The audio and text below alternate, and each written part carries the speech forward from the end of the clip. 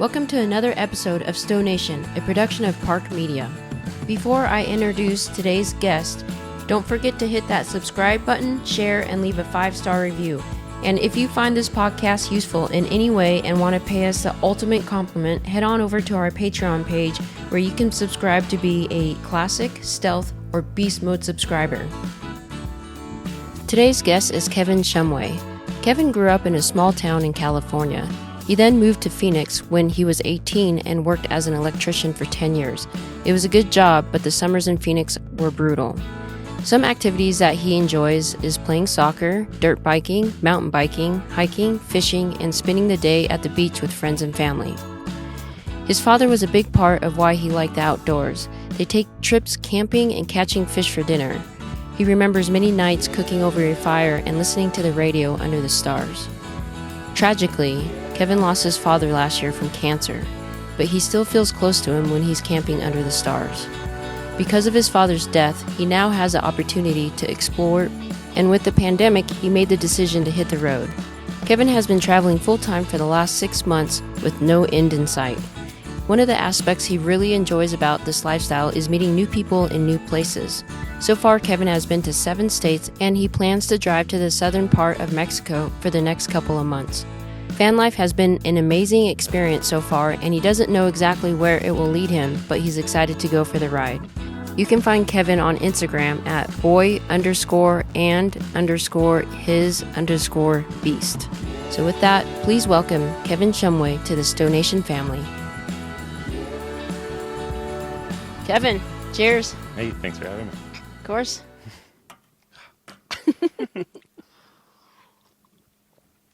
For those that are watching the YouTube version, this is apple juice.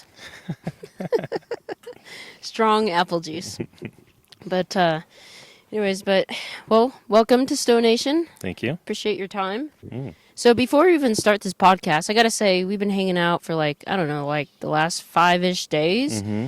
And we just came from, what was it called? Lone Rock down at Lake Powell. Lake Powell.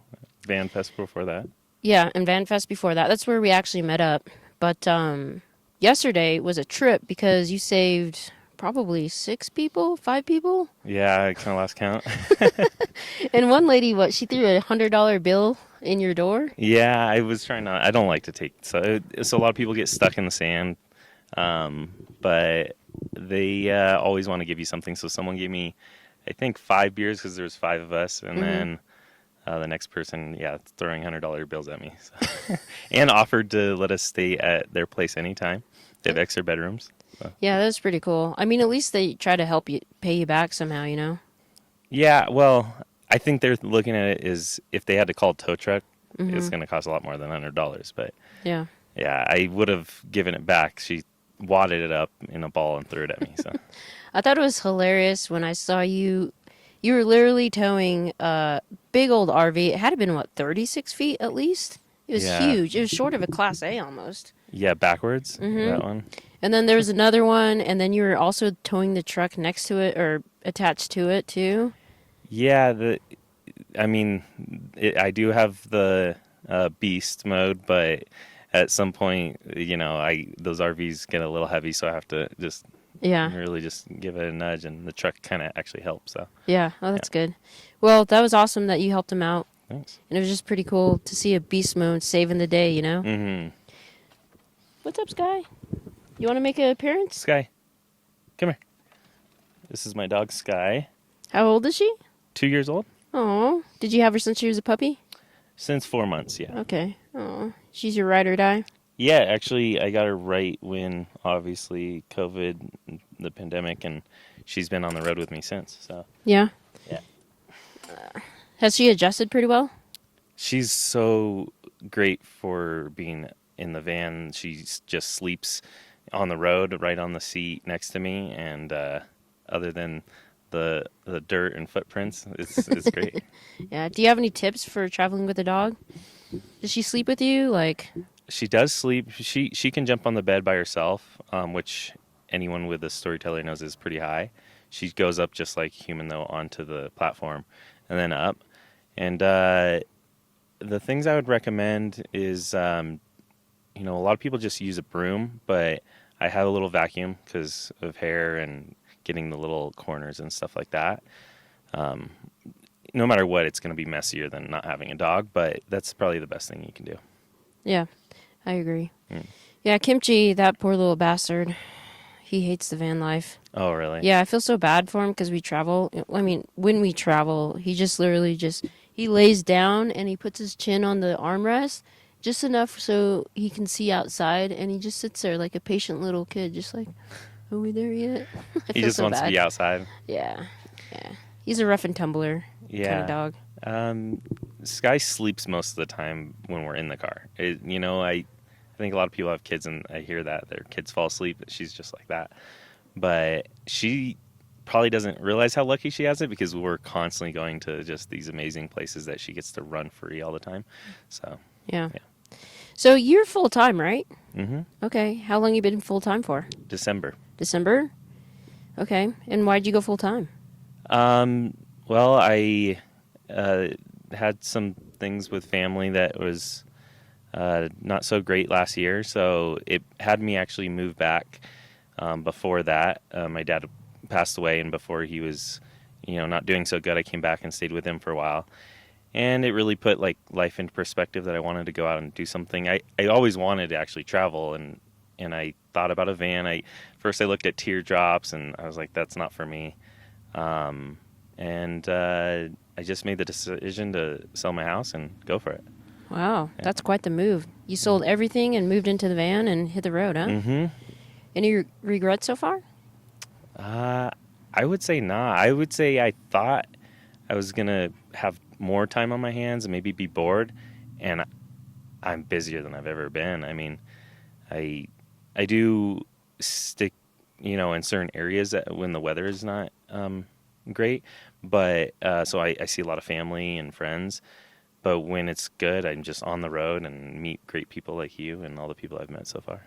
Oh, yeah. We got to tell the story of how we initially met. So I was driving down, Highway 1 or something by Ventura? That's the 101. Yeah, the 101. Yep. And I go off this off-ramp, and then I see this beast just boom, past me because, I'm slow as a mow on the off-ramp. But anyways, or on the on-ramp. But anyways, and I'm like, oh my God, I have to catch up and see who that is. And then so it was hilarious because I finally caught up, and then I think you could tell I was trying to catch you, right? At first I didn't, I thought, well, yours doesn't look like a storyteller just because of the paint job. And so, I mean, probably 5 minutes before you came onto the freeway, I was like, I haven't seen a storyteller, because I had a friend in the car with me, and I said, I haven't seen a storyteller on the road yet. And then I saw you back there, and I actually slowed up a little bit. I was like, maybe this person will catch up and see. Because even if it's not a storyteller, anyone in a van has, lives something similar of a life. And once you got close, I'm like, wait a second, that is one. That was just most wild that it just happened that way. But yeah, luckily I have my my Instagram on the side, and you can message me. Yeah, because I pulled up, like, we were side by side going down the freeway, and I'm like, ah! Yeah. And like we rolled our windows down. I'm like, I don't even remember what I asked you. I was like, I think you're are you saying, from here? Yeah, or are something? you from here? Yeah. And you're like, just hit me on Instagram. And I was like, okay. And then like I had to swerve to get my exit real quick, but. And then we chatted on there and met by the beach, and you were with Lorenzo, which met. Those are the first two storyteller people that I met. Oh wow, nice. Mm-hmm. And now we're going to Sedona tomorrow, and you're going to meet all kinds of. I hear something 30 plus, yeah. Whew, that might be bigger than meeting of the Modes in Moab. Yeah, I unfortunately couldn't make that one. I was out of the country, so. Oh, where were you? I was in Mexico. Okay, what were you doing? I have a property down there that I'm trying to build on, so I was down there doing a lot of the finances and stuff like that. Oh, I gotcha. So before you moved into the van, what did you do? I worked in Arizona. I was an electrician. I pretty much went into everyone's houses and did whatever they needed to get fixed, and that's what I did for 9 years, something like that. Yeah. And then you just sold the house, packed everything up, and moved into the van. Yeah. So how do you support yourself now, or is that just off of savings? So far, I haven't had to go off my savings, but I do have a couple properties that I make some money off of. Oh, nice. Yeah. Cool. So, how do you choose where you're going? Like, what's the criteria? Is it just kind of like fly by the seat of your pants kind of thing, or? I I always wanted to. So many people know of all these places that my memory's not as good as other people's, where they're like, "Oh, I've been on this trail. I know this and that," and I go in and try to enjoy where I'm at, but I don't remember the trail name and everything. So my idea was, as I go and I meet people like you, and you've been somewhere, you can just tell me, go this way and give me the route and go. So I don't have a strict Oh, geez. motorcycle going by. I have places I do want to go, Yeah. but I love the idea that people kind of guide me. And actually, why not this Sedona meetup, but I came out to VanFest because you told me. Oh, yeah, that's right. So I wouldn't have been there if that's my goal, is you tell me this, and then the next person tells me the next thing, and that's how I'm going. So before we met on the freeway, chance encounter, how did you plan your itinerary? Based off the weather. Okay. So I have been traveling quite a bit, but I've been staying. I did, right when I got my van, I went from California. I went up through Nevada, Utah, Colorado, down through New Mexico to Texas, and then back to California. And then I've traveled a lot in California, but yeah, it's kind of been just go wherever, and if the weather's good.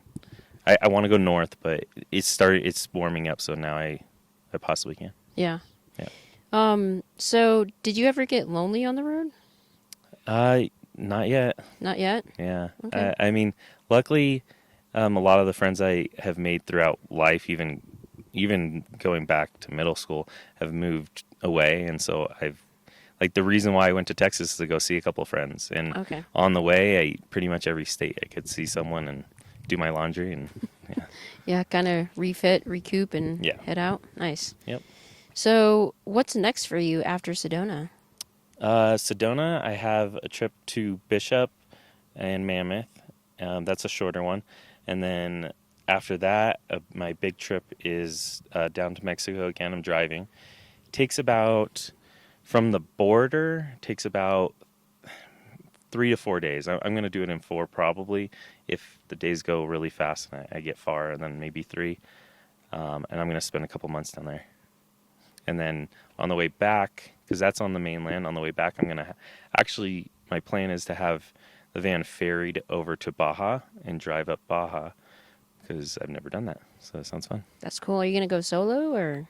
On the way down, I have a buddy. He's gonna go down, pretty much spend like 4 days down in Mexico. I mean, once we get to the destination, and fly back, and then back solo. Nice. Yep. And then what's after that? You don't know? You know what keeps happening is I keep getting, people are getting married, and so I have 3 weddings after that. Oh, wow. So not in the van, but I have a trip to Greece. And then one in Oregon, which that will be in the van. I'm looking forward to that because I've never been. And then one back in LA area. Nice. Yeah. What do your friends and family think since you moved in and started doing the van life for full time?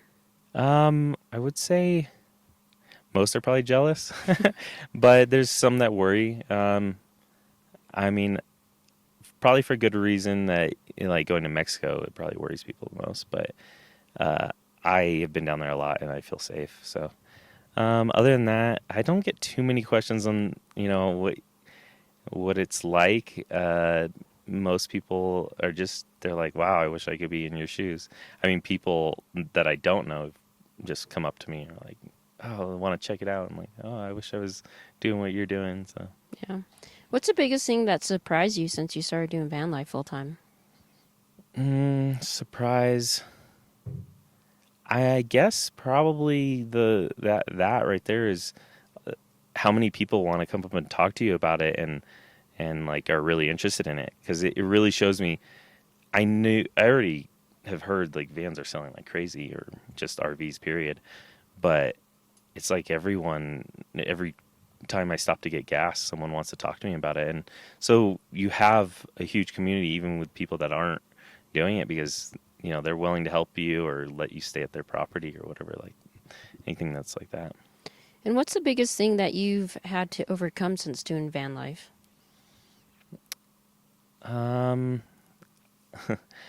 Well, our van is very organized, but I am 6 foot and I just used the shower for the first time.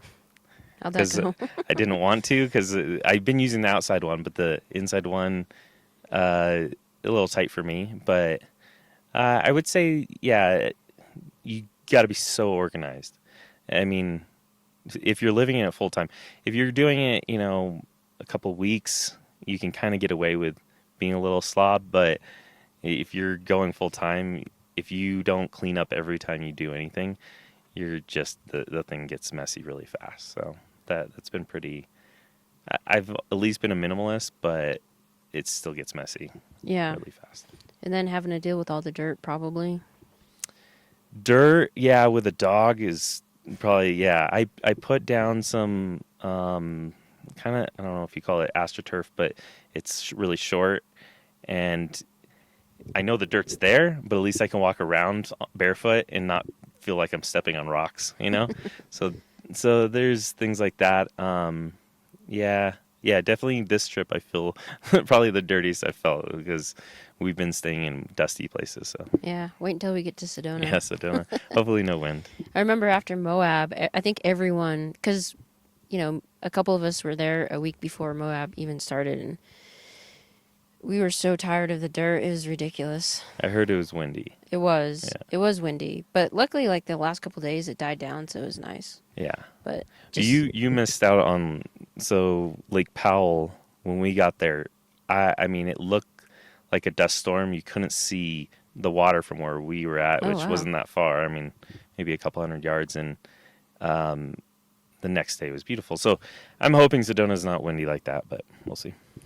Fingers crossed. Yeah. It's supposed to be nice. We'll see. Yep.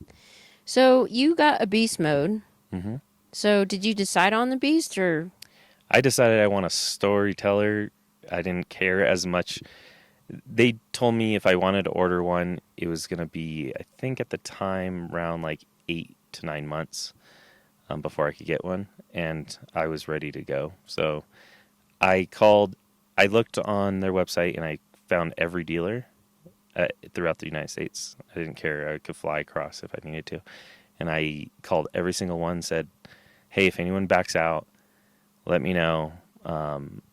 I'll come pick it up. So I got a call probably about a month later, which I was super excited about. It was the Classic. I knew obviously I wanted the Beast, but I was going to take whatever. And then maybe a week later, someone called me about the Beast. I was like, oh, I'm doing that. Nice. Yeah. Where'd you end up buying it? In Colorado Springs. Okay. Can't remember the name of the RV place. Van City? Van City, yeah. Okay. I think that's the only one in Colorado, actually. Yeah, Van City RV. Yeah. And how was your experience there? So the person I dealt with on the phone was very helpful.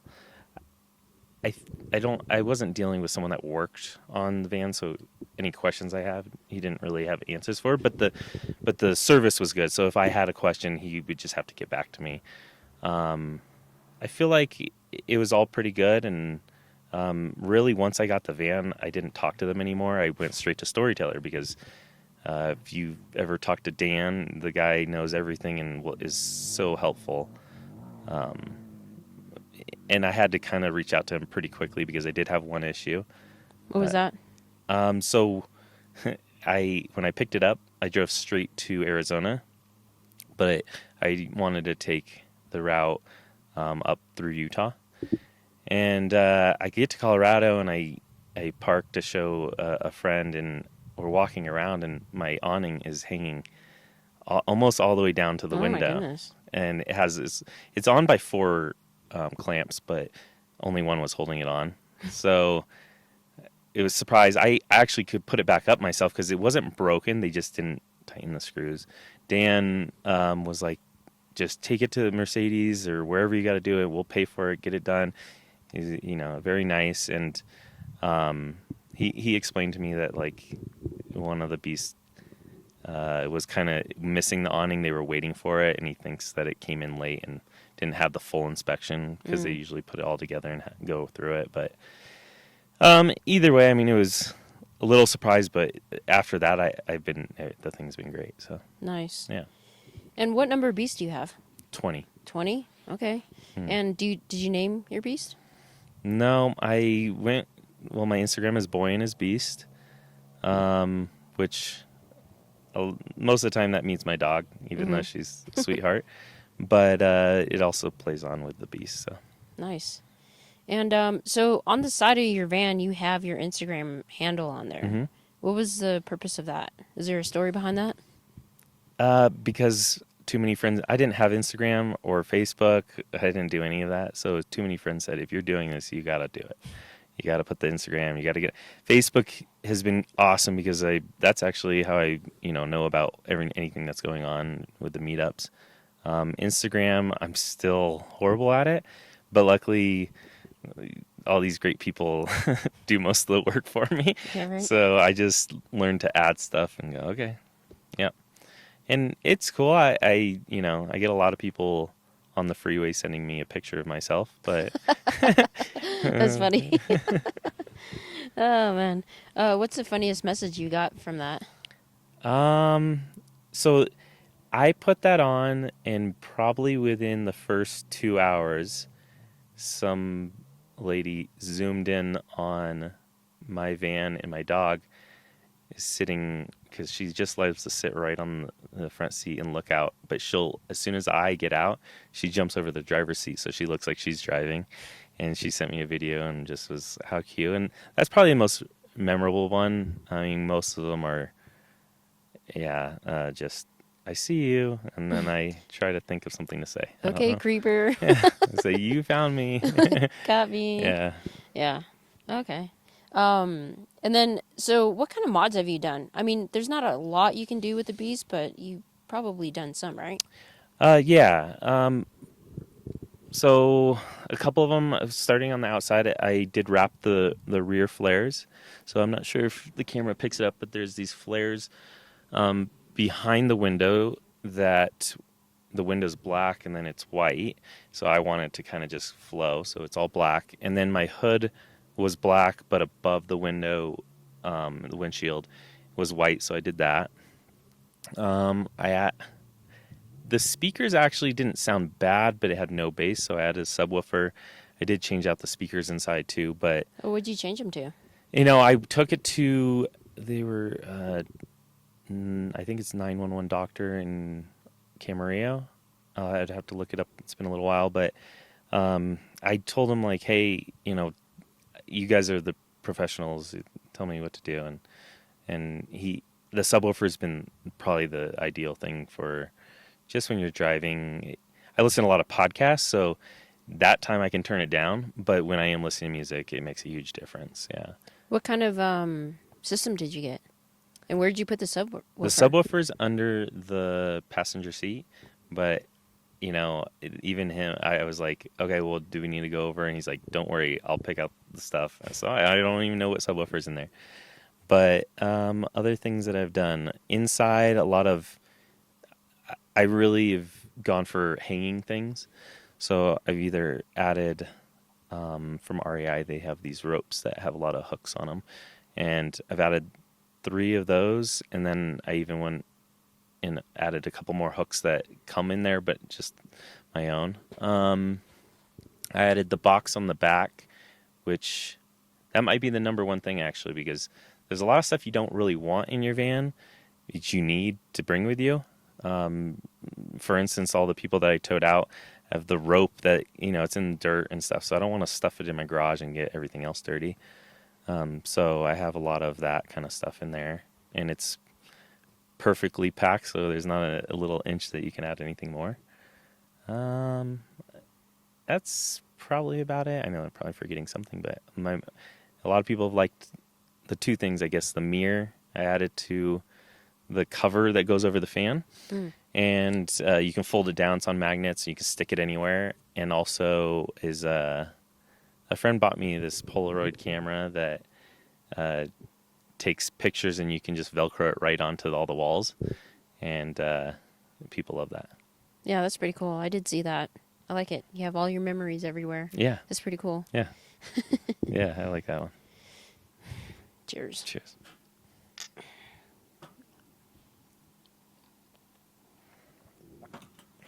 Oh, that's really good apple juice. I think this is probably the first podcast where I've had apple juice. Yeah.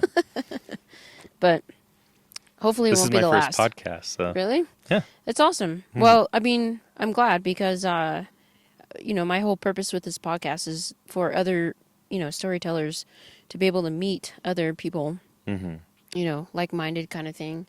But now everyone will know who you are. Yeah. Well, and luckily, I haven't met a person that as a storyteller isn't really welcoming and saying like any questions, and people are once you get on that Facebook, you're just like, geez, it's a family, and people are so nice. So. It definitely is. Like I met Kaden in Moab, and I think the weekend after that I was in Las Vegas, and I hit her up, and she's like, yeah, come on over, and like I stayed at her place, and she let me use her shower and washer and like the whole 9 yards, and it was like, but that just kind of speaks for our community, Yeah, I think that's exactly what I've been doing with friends that I've known forever, but I feel comfortable enough to message a lot of these people that I've never even met and say, hey, I'm going to be in town. Do you mind if I park on your property or in your driveway? And I mean, they seem like they're all very welcoming.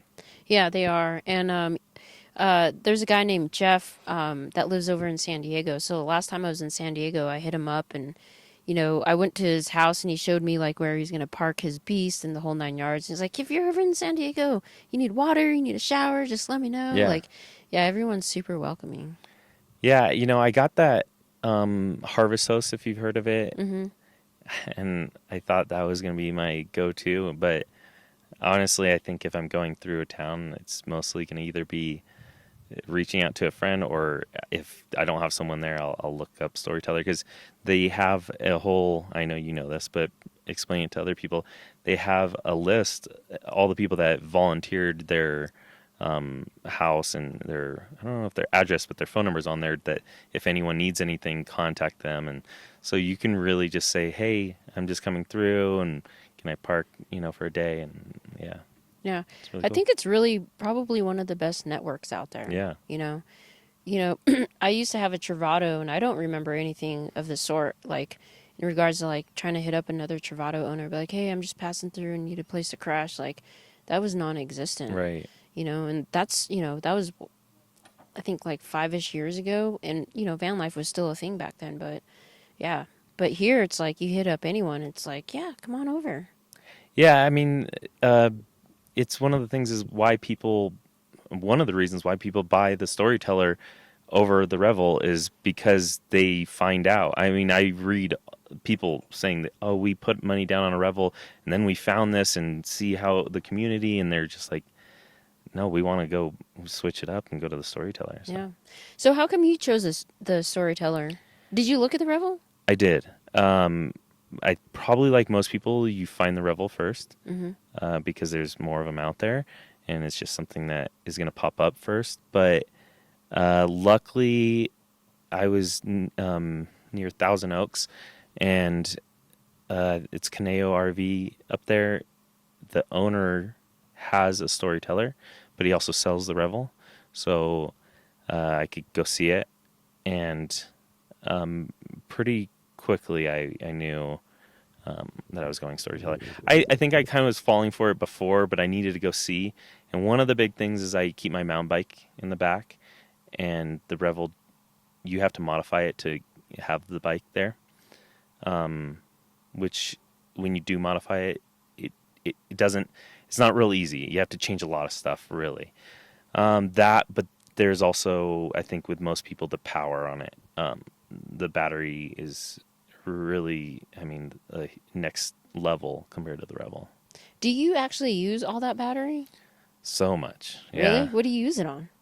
Well, one, I do have the high idle because the Beast comes with it, but I will run that thing down to 20% before, and I'm charging my bike constantly. Oh, it's an e-bike. Yes. Oh, okay, Yes. Yeah. So I charge my bike, and then so far I've been in warmer. I know a lot of people are in cooler weather. I've been in warmer, so the AC runs a lot. And then, whatever else, if it's cooking, I love cooking, so I just use everything in there as much as possible. What are we cooking for dinner tonight? Well, my favorite dish is curry chicken. I have, I think, enough for everyone, so Okay. we can do that. Hey, you heard it here. We're eating curry chicken. Curry chicken. Speaking of cooking and whatnot, what are your like go-to appliances that you use for cooking? So I have, because it has an induction stove, that I use just a pan and a pot.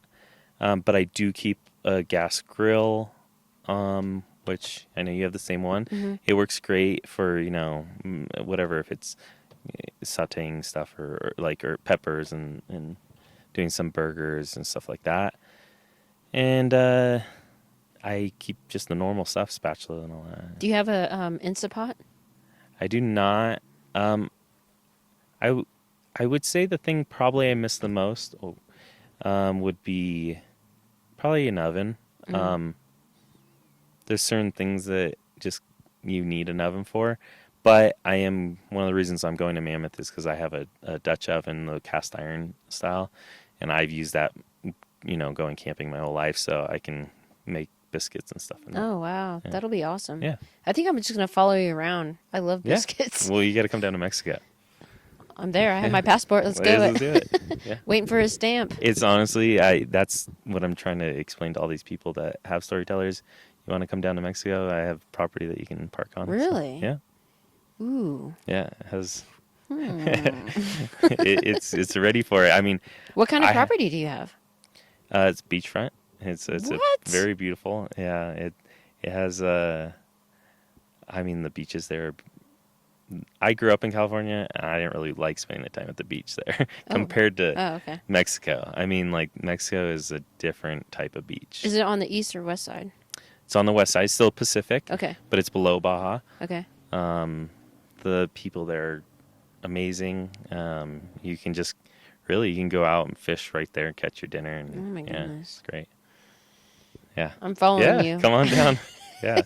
I'm telling you, it's open for everyone. So. That's awesome. Yeah.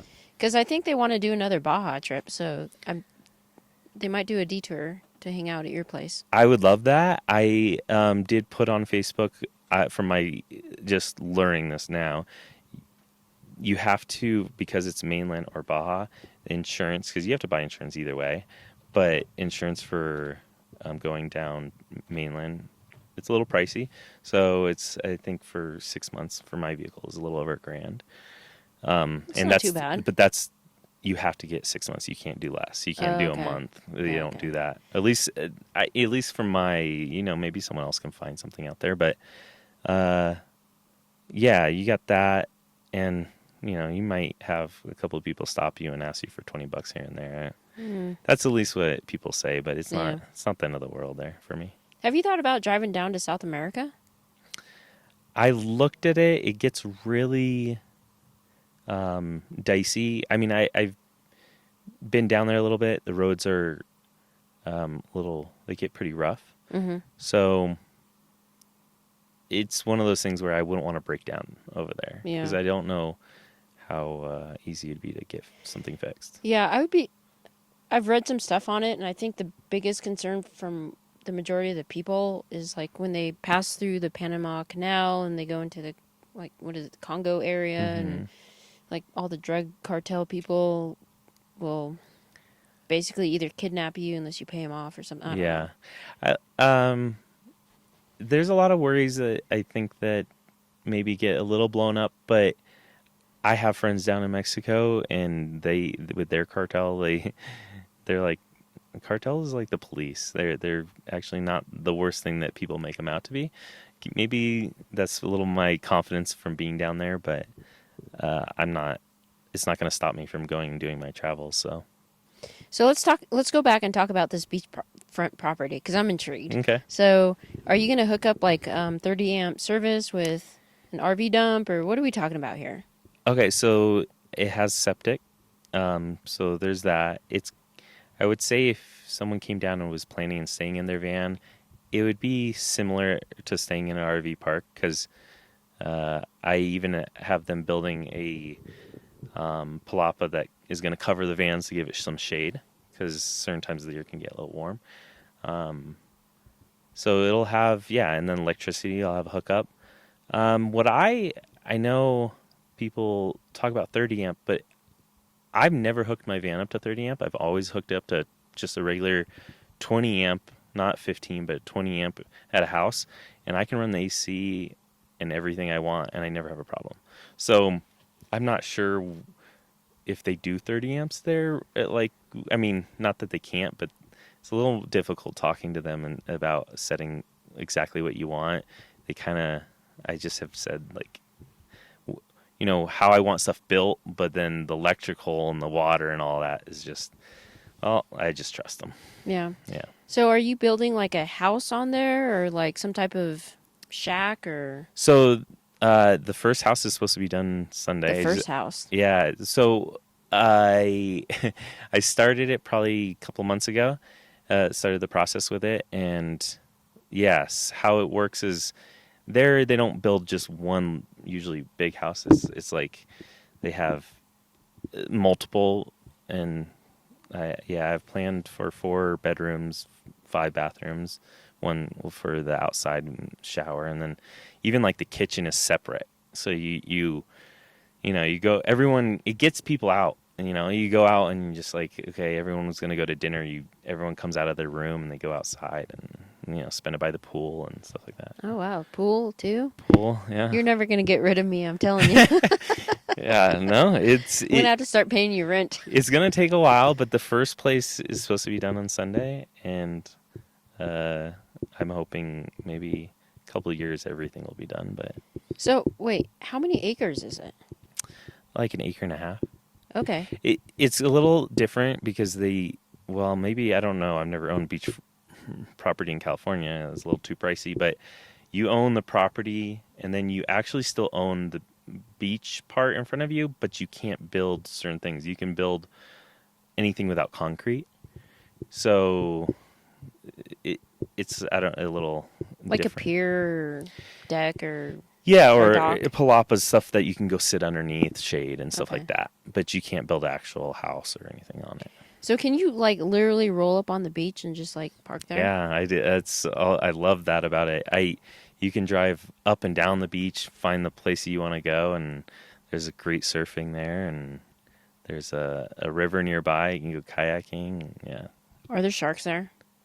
I mean, sharks are in the ocean.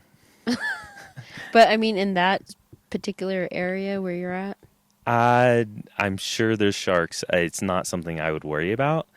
Something I like to tell people. So the river that I was talking about is called Boca, which is mouth in Spanish. At least that's what I've been told. So I hope I'm right there.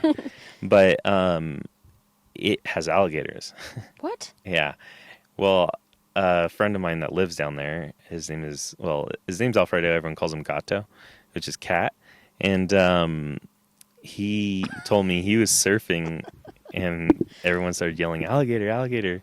And he was surfing right next to this giant alligator. I didn't know alligators can go in. They can cross over. I mean, the river's it goes right next to it, and they can just crawl on over there. That's insane. Yeah, but that's just a very specific spot. So my property actually has there's rocks on each side. So where the waves come in are a little harder, but there's lobsters and all these. I saw an octopus right in front of my property last time I was there. So it was cool. I love octopus. Yeah, the thing was awesome. I feel like they're the most intelligent creature on this earth. Yeah. There's a good documentary about octopus on Netflix. Have you watched it? You're talking about I can't My remember the Octopus name. Teacher? Mm-hmm. Yeah. Yeah, it was really cool. The guy spent almost a year swimming with it. It was so sad. Sad they only Spoiler alert. No, octopus, they're really smart. Yeah. Anyways, okay. Well, that's cool. So you should make like a storyteller like pit stop For people to come by. Yeah. I mean, it's so open. I I feel a little awkward just telling people I just met, not for myself, but I feel like they're gonna be like, why would this person invite me down to their Mexico property? Like that seems Yeah, but odd. if you're But a storyteller owner, it's so I open would for make a everyone. special I trip to did go put down it on there. Facebook. Did you? I said, hey, I'm gonna be going down there. I think. Well, everyone was talking about going to Baja, Hmm. and I think I said like I'm gonna be going down. If anyone has any questions about the process, but I mean I don't remember if I said like, hey, people can just swing on by, but I should, yeah. Hmm. So when you cross the border these days, is it pretty hard? Well, recently I've been flying, but you do. I don't know. Last time I did drive, I don't. You still need your passport, but it's not the same. So when you fly back, you have to get tested. Well, at least for right now, COVID, and fill out the basic stuff for customs. But no, I wouldn't say it's hard. Okay. Okay. It's been done for Yeah. the longest time. Yeah. Well, usually like pre-COVID, it was pretty easy to go back and forth, but You- I haven't gone anywhere outside of the U.S. since COVID, so I don't know. so there maybe it's different countries, but you have to get the test. The rapid testing. Yeah, Yeah. they got it back to me within 30 minutes, Okay. and I think it cost me $100 for the test down there. Maybe that'll change though. I mean, with all the vaccines, maybe it'll change Yeah. because that's a United States rule. That's not a Mexican rule. Oh. Okay. Okay. Yeah. Interesting. What are Mexico's rules? They don't Come care? on down. All right. Fair enough. Yeah. What is the word for party? Fiesta. Fiesta. Fiesta. Yeah, exactly. They want you to come on down. Yeah. So you want to do another round? Yeah. All right. Let's do it. Will you do the honors? Sure. This apple juice, I tell you what, but only do halfway. Okay. Halfway of the whole glass? No, like right there. Okay, Yeah. halfway of the whole glass is a lot. Yeah, no. I knew those flies were gonna fly in. They always come in a little later. Yeah. Cheers to good apple juice. Whew, that's the cleanest apple juice I've ever tasted. Hang on. Fresh. I got it from the apple tree just a minute ago. I can tell. It's very fresh. But speaking of hair situation, one of my friends was like, "Are you going to chop all your hair off?" And I was like, "Why would I do that?" And she's like, "Because you're doing the van life." And I'm like, "What does that have to do with van life?" And she's like, shower, hygiene, blah, blah, blah. And I'm like, no. This is the longest my hair has been in a while. Really? Yeah. So I do keep everything. I do cut my own hair. So I keep it all there, but I haven't felt the need to yet. So That's good. yeah. So, so since doing van life, has it met your expectations? I would definitely say more. I think that it did before, but just even this last few days, I haven't been to an event like Van Fest, and that was just amazing. It makes me want to go to every event that I can now. So, Yeah. yeah. So, I guess, there's a thing out there where basically people that that don't understand why people do the full-time van life thing is that they feel like they're searching for something in life. Would you agree? I mean, if I'm gonna go deep, I would say everyone should be searching for something all the time. But if you're talking specifically van life, I think everyone does it for a different reason. There's definitely things that have pushed me to do it faster, but I've wanted to do this for a long time. So, Well, what drew you to it initially? just the traveling and seeing. I would say like for traveling, I only really have been on the west side of the United States. Have traveled a lot in the same areas, so this just kind of gave me the possibility to go farther. So is it just the travel that lured you in, or is it something like, are you searching for something? Well, I would say that I didn't expect in any way for the community, but that's one of my favorite things now. Yeah. Um, it's hard. I don't know. I I think that yeah, with losing someone that was important to me, pushed me for it. But yeah, I mean, I did. I almost wonder if I ever would have. I knew I wanted to, but I think that uh, I've definitely made the right decision. Yeah. I don't know where it's going to take me, and that's okay with me. I've always felt okay with that. So Yeah. I don't know. I always felt like there's something in life, not necessarily purpose, but just something that, some type of void. uh, I really I know exactly what you're talking about, and I think it was something early on that I thought, okay, I need to like find whatever that is that you're missing when you're not working 24/7 because it's a big change. Um, but I've always been close with my mom, but not like now. She's such a big part of my life now. I see her as much as possible. We talk a lot, and so there's that. And then I have been volunteering places that I can. It's a little different because you're on the road, so you have to try to find what you can. REI has been a little helpful there, and then I just signed up with another with like a American Cancer Society that I'm going to be helping them out. So that kind of stuff, as much as it's maybe filling some time, you also get something out of it. So, Yeah. yeah. Yeah. Definitely helping people out. Yeah. It's really weird because I don't know about you, but like once you do the van life full time, like it really opens up your mind and your perspective to things that probably you would never give a second to if you didn't do it. You know what I mean?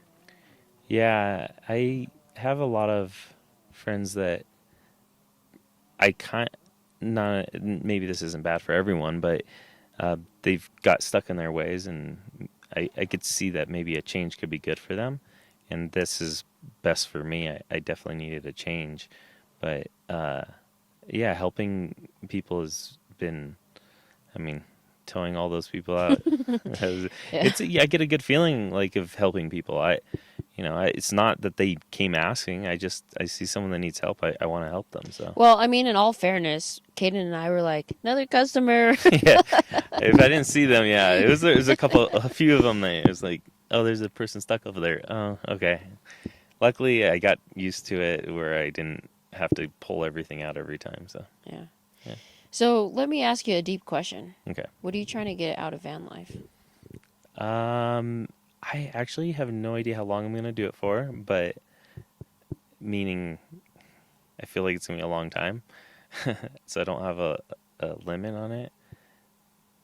What I probably went into van life, the idea of going into it, was probably to see a lot of places I haven't been. But now it's probably meeting the most people I can that have the same kind of. It doesn't mean they have to have a van, but just the same kind of idea of, you kind of live life one step at a time. I I remember growing up and when you're in school, people would say, yeah, you're probably in like fourth grade or fifth grade, and they're saying, "What do you want to be when you grow up?" I don't have any idea. Like that's, I don't know why I want to go out and play with the basketball right now. I don't want to think about that. Right? So I think that's maybe a lot of these people that live, uh, on the road, or they kind of just let it just flow and see where it See? takes them. Yeah. Okay. Awesome. Yeah. So you're just flowing with whatever the universe throws your way. It's been okay to me so far, so I'm gonna keep going with it. What's the hardest obstacle you've had to overcome so far? Uh, girlfriends. Okay, so speaking of relationships, it's pretty non-existent thus far, or You try, but I honestly would feel bad to put someone through. I'm going to be gone Yeah. for a long period of time. I like to be in a relationship. I have been most of my life long-term stuff, but um, yeah, it's a little different. You were married before this, right? I Or no? was, yeah. Okay. For how long? 5 years. 5 years? Okay. I'm not going to ask you why you ended Thank why you. it fell apart, but so I interviewed some people out of VanFest, and one person was very forthcoming in regards to the hardest part of van life was relationships. We separated, but way before me getting a van, so it was not to do with that. But definitely, I don't know. It's hard for me to explain it to people what I do. Maybe it's partly because I haven't met, you know, like you guys have. All the people I've met now, I'm like, wait, these people are like me. But most of the people in my life are not, and they, own a home or they're having kids and stuff. So I'm on the road by myself and my dog. And yeah, I mean, how old are you? 33, Okay. turning 34 soon. Okay. I mean, you still have time. Yeah, I try to remind myself of that. Yeah. I don't like to dwell on that part. But I definitely I catch myself sometimes being like, well, what am I gonna do? I need to remember that. Yeah. So do you use like the online dating apps or Not successfully. No, most of the people I've does met, anybody do it successfully? most of the people that I've gone on dates with, probably more recently, have been matched through someone, and I think because they can at least give it a chance. If I put on that, oh, I live in a van and I'm on the road, people will be like, I mean, I actually have talked to someone. I'm like, yeah, I don't think I mentioned that I lived in a van at the time, but said, oh, I'm going to be leaving for like a month. And they're like, why are you on here? Mm. So I don't think it's really a big hit for. So if you meet someone that you think is I wouldn't say the one, but a special person, Mm-hmm. would you be willing to like kind of stick around the area and see how it develops and then potentially like settle down? I guess the way I would look at it is that the person that was right for me would, yes, I would stick around maybe a little bit, but instead of settle down, they would move on the road with me, at least at that part. Gotcha. As of right now, that's how I feel about it. But I don't plan on staying anywhere right now. I don't have any. Well, I get that's something I didn't. Maybe right when I started looking at this was, I'm going to travel and find a place that I like, that maybe I could settle down. But now it's changed a little bit. I just want to travel until something else happens. Who knows? Yeah. I think that's the best thing about van life is that you just kind of wing it for I guess the best articulation that I can put out there is that you just wing it and just kind of see what comes your way, Yeah. I mean, I little no problem. Technical difficulties. Yeah, I don't know where I was going with that, but yeah, going and just winging it has been working out. So, speaking of winging it, what do you think is like the best personality trait that you can have for van life? Definitely, you can't plan stuff. You're gonna run into something that you have no expectations for it, and it's just gonna hit you, and you're gonna have to figure it out then, and be okay with it. Don't get stressed out. You can't get mad every time one little thing breaks, or just go with the flow is all I can say. Yeah. And what's the one thing that, since doing the van life full time, what's the one thing that you've really learned about yourself since doing it? I always consider myself to be organized, but I probably didn't like cleaning as much, but I learned about myself that, to get stuff done right away. Don't wait. I was not. I've never been good at. If I have a test, I would wait until the last day to start studying. So now I'm like, I have to really buckle down right away and figure that stuff out. Okay. And last question, and it's the question that I ask at the end of every episode, but what does it mean for you to be a part of Stowe Nation? Well, like I said, I wish you would put it on the side of your van because I feel like it's going to be a big deal. And I really like that you started something that, even Storyteller is coming after you wanting your business. So that to me feels really good. I hope that this expands, and I hope this isn't the last interview. No, it's definitely not the last interview. But I guess my question is like... Next one's in Mexico? Yeah, for sure. But like, how do you feel about being part of Stowe Nation? You're just talking about the podcast? Well, just like or the community just Storyteller? itself. Oh, okay. Sorry. Like I said, this is my first experience meeting all these people, and it's changed the whole main reason what I'm doing with all this. I want to go to every event. I want to meet all these people, and a lot of it is people that live in vans, but the Storyteller group is just where I want to be. I haven't met one person that I can't get something from them, learn something, and make me laugh. Or I think maybe I've met 7, 8 people, and I'm about to meet about 30. So I'm excited. You can't expect everyone to click, but I think that we have, at least we're going into it with the same expectations of everyone does it for their own reason, but you start somewhere, and we all kind of decided, well, I could live in a van, and it's exciting for me. I'm excited. Yeah, that's awesome. Yeah. Well, Kevin, thank you for coming on Stowe Nation. I appreciate it. Yeah. I appreciate your time. Mm-hmm. And who knows what Sedona is going to hold for us. Yeah, good weather. That's all I can hope for. I know, right? And cheers. Cheers. Oh, don't forget. I won't forget. All right. Thank you. My headphones are falling off again. Stowe Nation is a production of Park Media. The executive producer is Younghwa Kim. The audio engineer is Stephen Grasso.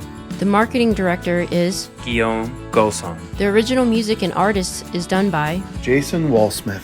The sound designer is Lorenzo Interiano. And the webmaster is Peng. Without any of these people, this podcast couldn't happen, so a big, huge thank you. And a big, huge thank you to you, the listener. If you like this episode, please don't forget to subscribe, share, and leave a 5-star review. This is Younghwa with Stowe Nation, and I can't wait to share the road with you.